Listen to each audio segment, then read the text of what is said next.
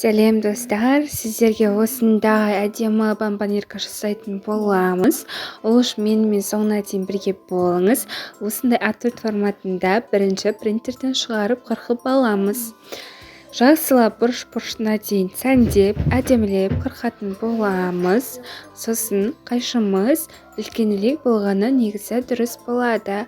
Өйткені бірден қырқуға ыңғайлы болады. Және де барлығын осылай ақырындап жаймен еш жерін қалдырмай қырқып алатын боламыз. Лайк басып, каналыма тіркеліп отырыңыздар.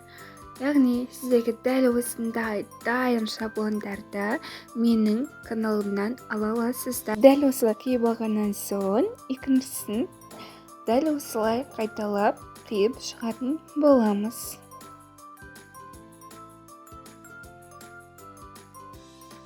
Осылай қиып алған қағазымызды канцелярский ножкамен әдемілеп шешетін, қаттырақ баспай, жаймендеп бастырып шығатын боламыз. Бұл бізге қағаздардың оңай майысуына көмектесетін болады. Бастырып болған қағазымызды енді жаймендеп бүктейтін боламыз. Бұрыштарын әдемілеп шығарып алатын боламыз.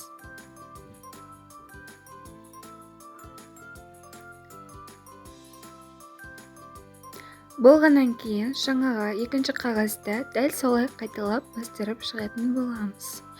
Егер де канцелярский ножка сіздерде болмаса, жай ғана кружокты алып бастырып шықсаңыз болады. Дәл осындай әдемі қорап бізде дайын.